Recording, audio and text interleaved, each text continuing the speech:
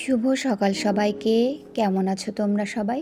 আশা করছি তোমরা সবাই ভালো আছো, সুস্থ আছো। আজ হলো মঙ্গলবার। আমার আরও একটি ব্লগে তোমাদের সবাইকে স্বাগত। বন্ধুরা, আজকে আমার ব্লগটা তোমাদের ভালো লাগলে প্লিজ একটা লাইক দিয়ে দেখা শুরু করো। পুরো ভিডিওটা দেখার অনুরোধ রইল। কমেন্ট করো, শেয়ার করো আর সাবস্ক্রাইব করে আমার পাশে থেকো। সকালবেলা না মেয়ে ঘুম থেকে উঠতেই চাইছিল না, তা ওকে না ঘুম থেকে তোলার পরে বাসি কাজ একটু ছেড়ে বাসি কাজটা করে নিয়ে ওকে একটু ছাদে নিয়ে এসেছি।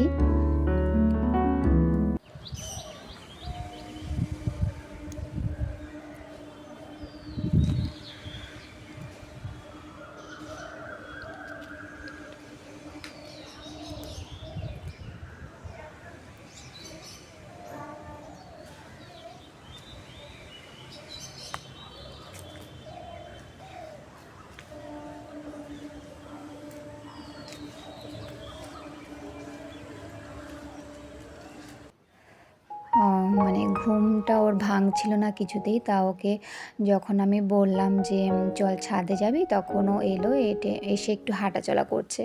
আর দেখো গতকালকে রাতে না এখানে বৃষ্টি হয়েছে। আর বৃষ্টি হওয়া মানেই না ভোরের দিকে প্রচণ্ড শীত পড়ে, আর সকালবেলাও খুব ঠান্ডা লাগে।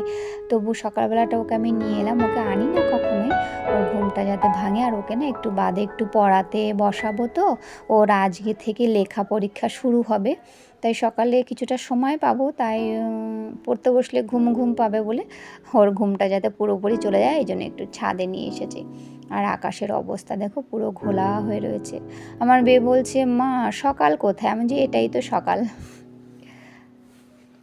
যাই হোক, কিছুক্ষণ থাকার পরে ও একটা ফুল তুলে নিয়ে এলো। ওকে আমি একটা লেখা লিখতে দিয়েছি যে কিছুটা সময় আছে, এইটুকু সময়ের মধ্যে ওকে একটু পড়িয়ে নিই। পড়াগুলো একটু এদিক ওদিক করে একটু দেখতে হচ্ছে, এই আর কি। যাই হোক, মেয়ের পরীক্ষা মানে যেন আমারই পরীক্ষা।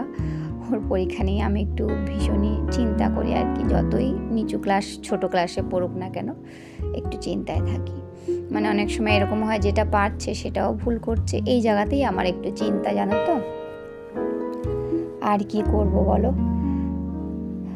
যাই হোক, ওদিকে না রান্নাটাও বসানো আছে। রান্না বলতে আমি ইন্ডাকশানে না ডাল বসিয়ে রেখেছি, কমিয়ে দেওয়া আছে, তা ওকে একটু পরিয়ে নিচ্ছি। সকালবেলা তো সমস্ত কাজই আমার করা হয়ে গেছে, তারপরেই ওকে আমি তুলেছিলাম ঘুম থেকে।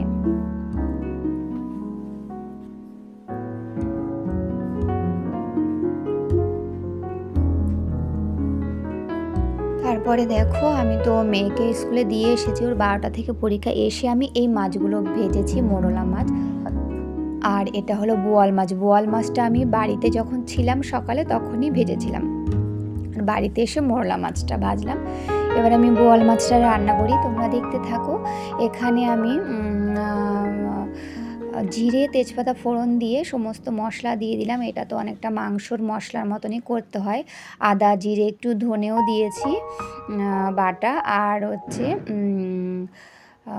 আদা জিরে ধনে কাঁচা পাকা লঙ্কা, আর হচ্ছে রসুন পেঁয়াজ টমেটো সমস্ত কিছু আমি একবারেই বেটে দিয়ে দিয়েছি। এবার পরিমাণ মতন একটু নুন দিলাম, হলুদ দিলাম, আর দেবো একটু লাল লঙ্কার গুঁড়ো। ব্যাস, এবার ভালো করে সামান্য একটু জল দিয়ে ভালো করে কষাতে থাকবো।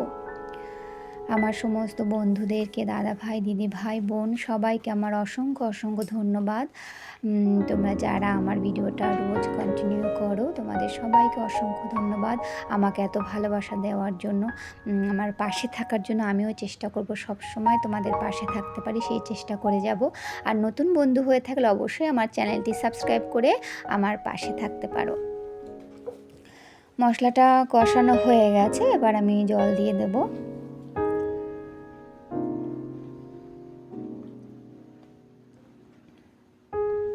আর বোয়াল মাছ ভাজতে গেলে তো আমার অবস্থা প্রচণ্ড খারাপ হয়ে যায়, এত তেল ছিটে আসে। যাই হোক, অনেক কষ্টে ভেজে রান্নাটা করি আর কি, যখনই বোয়াল মাছটা খাওয়া হয়।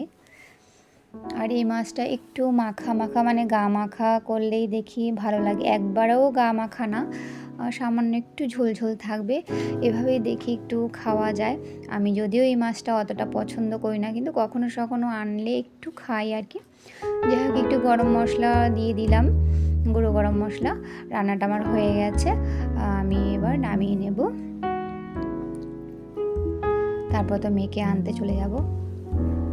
দেখো এরকমই আমি ঝোলটা রাখবো, আর বেশি টানাবো না, তাহলে তো ভাত না খাই যাবে না।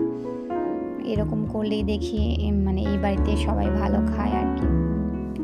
যাই হোক, ডাল আছে, ডাল দিয়ে ওই মোরলা মাছ ভাজা বেশ ভালো হবে, আর এই মাছ, ব্যাস আর কিছুই না। এই দেখো, কমেন্ট করে অবশ্যই জানিও বোয়াল মাছের রেসিপিটা তোমাদের কেমন লাগলো। ভীষণই সোজা, তাই না? আমরা অনেকেই এভাবে বানাতে পারি, বলো। দেখো হয়ে গেছে রান্নাটা।